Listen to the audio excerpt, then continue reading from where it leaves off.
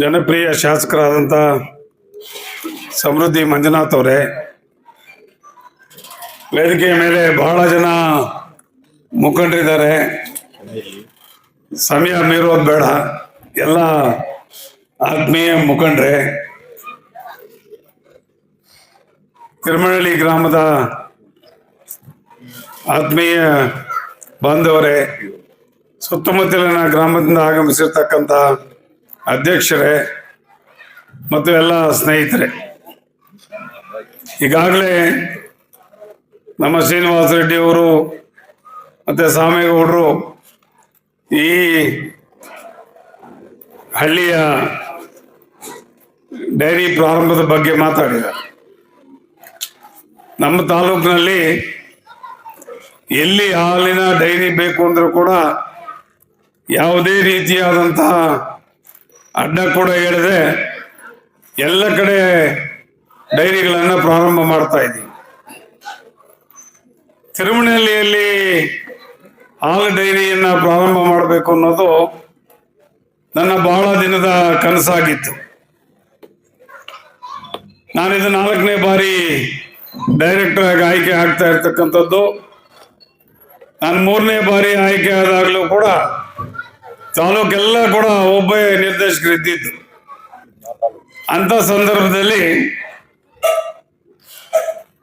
ಯಾಕೆ ಈ ಸುತ್ತಮುತ್ತಲಿನ ಗ್ರಾಮಗಳಲ್ಲಿ ಡೈರಿಗಳು ಮಾಡ್ಕೊಳ್ತಾ ಇರಲಿಲ್ಲ ಅನ್ನೋದ್ರ ಬಗ್ಗೆ ಒಂದು ಚಿಂತನೆ ಮಾಡಿದೆ. ಈ ತಾಯ್ಲೂರಲ್ಲಿ ಸ್ವಲ್ಪ ಡೈರಿ ಚೆನ್ನಾಗಿ ನಡೆದು ಆ ಡೈರಿನ ಒಂದು ಭಾಗನ ಬ್ಯಾಂಕ್ ಕೊಟ್ಟಿದ್ದಾರೆ. ಇನ್ನು ಅನೇಕ ಒಂದು ದುಡ್ಡುಗಳು ಬಾಡಿಗೆ ಬರೋ ರೀತಿ ಮಾಡ್ಕೊಂಡಿದ್ದಾರೆ. ಇದರಿಂದ ಏನಂದ್ರೆ ನಾವು ಅಲ್ಲಿಂದ ಹೋದ್ರೆ ನಮ್ಗೆ ಅಲ್ಲಿ ಹಕ್ಕು ಹೊಟ್ಟೋಗುತ್ತೆ ಅನ್ನೋ ಒಂದು ಭಾವನೆಯಲ್ಲಿ ಬಹಳ ಸಾರಿ ಹಳ್ಳಿಗಳಲ್ಲಿ ಮಾಡ್ಕೊಳ್ತಾ ಇಲ್ಲ. ನಾನು ನಮ್ಮ ಪಾಪಣ್ಣವ್ರನ್ನ ಕೇಳಿಕೊಂಡೆ, ದೂಲಪಲ್ಲಿಯಲ್ಲಿ ಒಂದು ಮಾಡಿ ಅಂತ. ದೂಲಪಲ್ಲಿ ಹೊಟ್ಟೋದ್ರೆ ತಾಯ್ಲೂರು ಒಂದೇ ಆಗುತ್ತೆ. ಯಾಕೆ ಪ್ರತಿ ಊರಿನಲ್ಲೂ ಡೈರಿ ಇರಬೇಕು ಅಂತಂದ್ರೆ, ಇಲ್ಲಿಂದ ತಾಯ್ಲೂರಿಗೆ ಹಾಲು ತಗೊಂಡೋಗಿ ಹಾಕೋದು ಬಹಳ ಕಷ್ಟ. ನಮ್ಮಲ್ಲೇ ಒಂದು ಡೈರಿ ಇದ್ರೆ ಅಲ್ಲಿ ಹಾಲನ್ನು ಹಾಕೋದು ಬಹಳ ನಮಗೆ ಅನುಕೂಲ ಆಗ್ತದೆ. ಆ ಒಂದು ನಿಟ್ಟಿನಲ್ಲಿ ಪ್ರತಿಯೊಂದು ಊರಿನಲ್ಲೂ ಕೂಡ ಒಂದು ಹಾಲಿನ ಡೈರಿ ಇರಬೇಕು ಅನ್ನೋದು ನಮ್ಮ ದಿವಂಗತ ಆಲಂಗೂರು ಶ್ರೀನಿವಾಸರವರ ಅಭಿಪ್ರಾಯ ಕೂಡ ಆಗಿತ್ತು. ನಮ್ಮ ಹಳ್ಳಿನಲ್ಲಿ ಡೈರಿ ಇದ್ದ ಪಕ್ಷದಲ್ಲಿ ರಾತ್ರಿ ಎಷ್ಟೊತ್ತಾದರೂ ಕೂಡ ಹೋಗಿ ಹಾಲನ್ನು ಹಾಕಿ ಬರ್ಬೋದು. ಚಿಕ್ಕ ಮಕ್ಕಳು ಕೂಡ ಹೋಗಿ ಹಾಲನ್ನು ಹಾಕಿ ಬರ್ಬೋದು. ವೃದ್ಧರು ಕೂಡ ಹೋಗಿ ಹಾಲನ್ನು ಹಾಕಿ ಬರ್ಬೋದು.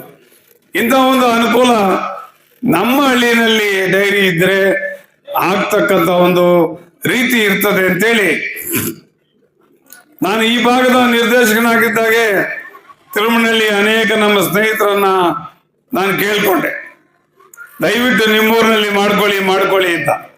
ಮಾಡ್ಕೊಳ್ತೀವಿ ಅಂತೇಳಿ ಬಹಳ ದಿನಗಳ ಕಾಲ ಮಾಡಲೇ ಇಲ್ಲ. ನಮ್ಮ ಚಂದ್ರಪ್ಪ ಅವ್ರಿಗೂ ಕೂಡ ಹೇಳಿದ್ದೆ ಮಾಡಬೇಕು ಅಂತ. ಏನೋ ಯಾವ ಟೈಮೋ ಏನೋ ಇಲ್ಲ, ನಮ್ಮ ಸಾಮೇಗೌಡರ ಕಾಲ್ಗುಣನೋ ಏನೋ, ನೀ ಕಾಲ್ಗುಣಮೋ ಏನೋಪ್ಪ ಸಮಯ ತಿರುಮನಹಳ್ಳಿನಲ್ಲಿ ಡೈರಿ ಆಗಿದೆ. ಬಹಳ ಸಂತೋಷವಾದಂಥ ವಿಚಾರ. 1200 ಲೀಟರು ಸುಮಾರು ಹೋಗ್ತಾ ಇದೆ ಇಲ್ಲಿ. ಅದರಿಂದ ಲಾಭ ಬರ್ತಕ್ಕಂಥದ್ದು ನಿಮ್ಮ ಊರಿಗೆ ನೀವು ಖರ್ಚು ಮಾಡ್ಕೊಳ್ಳುವಂತ ಒಂದು ಇದಿರ್ತದೆ. ಎಲ್ಲ ಅನುಕೂಲಗಳು ಕೂಡ ನಿಮ್ಗೆ ಈಗ ಸಿಗ್ತದೆ.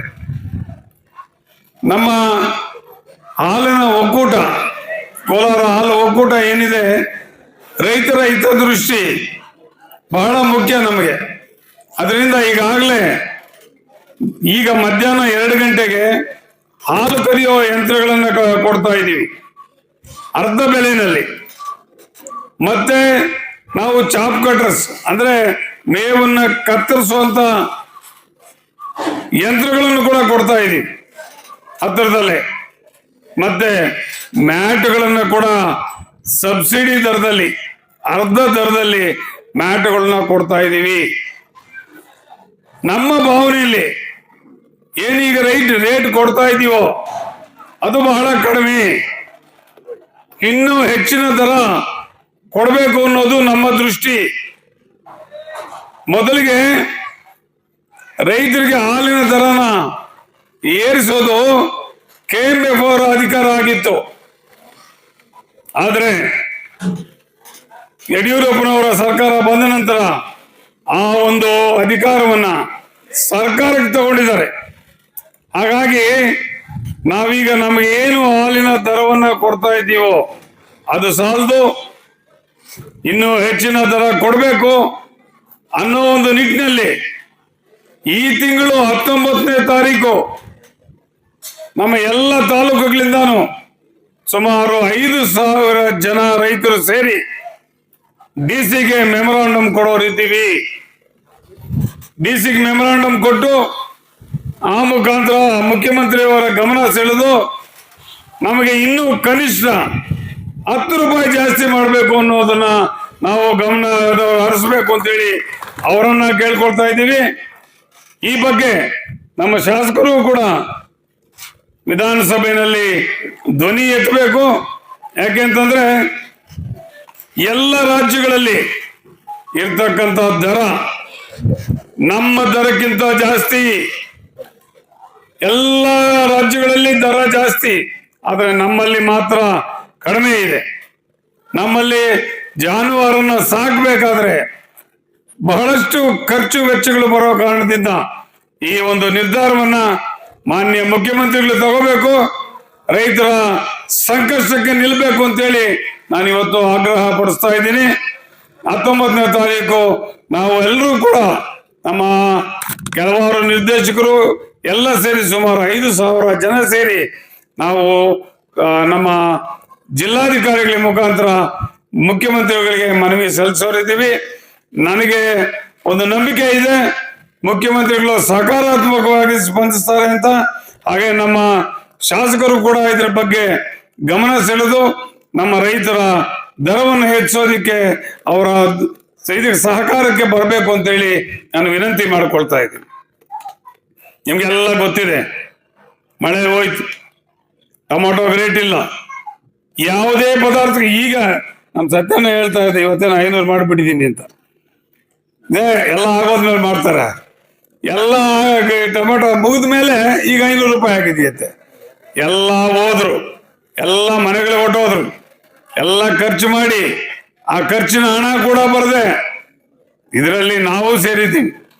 ಹಾಗಾಗಿ ಏನು ಹಾಲಿನ ದರನ ಜಾಸ್ತಿ ಮಾಡಿದ್ರೆ ಎಲ್ಲರಿಗೂ ಕೂಡ ಅನುಕೂಲ ಆಗ್ತದೆ ಅಂತೇಳಿ ದರ ಜಾಸ್ತಿ ಮಾಡಬೇಕು ಅಂತೇಳಿ ಹೇಳ್ತಾ ನನ್ನ ಕರೆಸಿ 2 ಮಾತಾಡಲಿಕ್ಕೆ ಅವಕಾಶ ಕೊಟ್ಟಂತ ಎಲ್ರಿಗೂ ವಂದಿಸಿ 2 ಮಾತನ್ನ ಮುಗಿಸ್ತಾ ಇದ್ದೇನೆ.